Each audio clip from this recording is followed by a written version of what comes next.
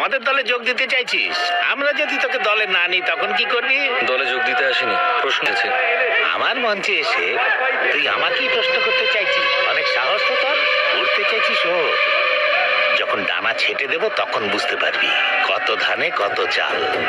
আমি যদি একটা ইশারা করি না, এরা তোকে টুকরো টুকরো করে কেটে ফেলবে।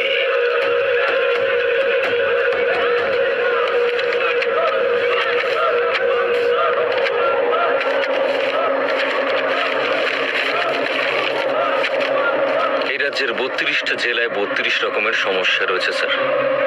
রাজ্যের জনগণ প্রচন্ড কষ্ট পাচ্ছেন। আপনি যদি এই ইলেকশনে জিততে চান তাহলে মাইকে গিয়ে প্রতিশ্রুতি দিন, আমি আমার নমিনেশন উইথড্র করে নেব। সিম্পল। তুই যে স্কুলে পড়েছিস না, তার হেডমাস্টার ছিলাম আমি, আর তুই আমাকেই শেখাতে এসেছিস। আমি ভীষণ ভয় পেয়ে গেছি রে। চল বাড়ি চলে যাই।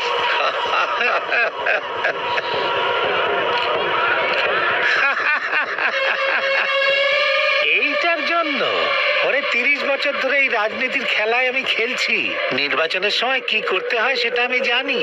এই রকম প্রতিশ্রুতি আমি প্রতিবারই দিয়ে থাকি। দেশে যদি গরিব না থাকে তাহলে আমরা ভোটটা পাবো কার থেকে? ওরা পেটের দায়ে চুরি করবে, একে অপরকে খুন করবে, আর আমরা গলা চিৎকার করে প্রতিবাদ করব। তারপর ভোটের সময় ওদের কিছু টাকা দিয়ে দেব, ওরা সুরসুর করে এসে সব আমায় ভোট দেবে। আর আমাকেও রাজনীতি শেখাতে এসেছে। যা।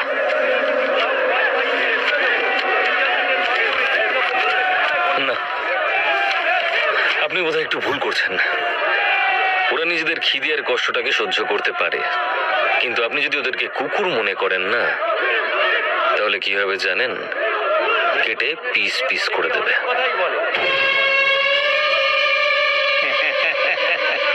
ওরে শোন, তামিলনাড়ুতে মাত্র 2টো দল আছে। একটা হলো আমার, আর একটা হলো যে মাইকে দাঁড়িয়ে কথা বলছিল তার। এখন তো সেও আমাদের দলের সঙ্গে যুক্ত হয়েছে, কাজেই এখন আমাদের ফুল মেজরিটি।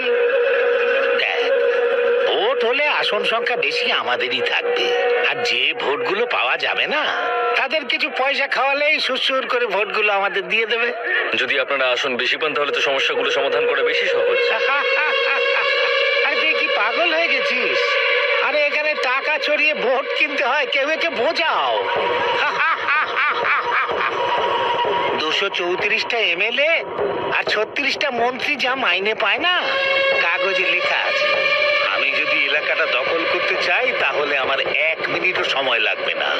রাজনীতিটা হলো পাঁকের মতো, একবার পা ঢুকে গেলে আর বেরোতে চায় না। ও ও বুঝতে পারলাম। আমি ভেবেছিলাম পলিটিক্সটা একটা মেশিন আর পার্টি হচ্ছে একটা ছোট্ট চাকা, কিন্তু ভুলে গেছিলাম যে একটা ছোট চাকার জন্যই গোটা মেশিনটা চলে। আমি তো ভেবেছিলাম যে আপনাকে শুধু আপনার এলাকাতেই আটকে দেব, কিন্তু এখন মনে হচ্ছে আপনাকে শুধু আপনার এলাকায় নয়, আপনার জেতা প্রত্যেকটা আসনে আমি জনগণের হয়ে লড়ব। দাদা, অযথা ওর সাথে তর্ক করো না। তুই একা এত কিছু করতে পারবি তো?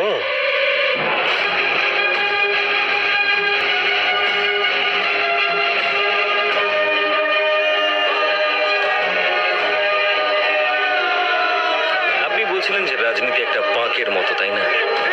আর ওই পাঁক থেকে আমাকে তোলার জন্য কতগুলো লোক রয়েছে আপনি দেখতে পাচ্ছেন না তো?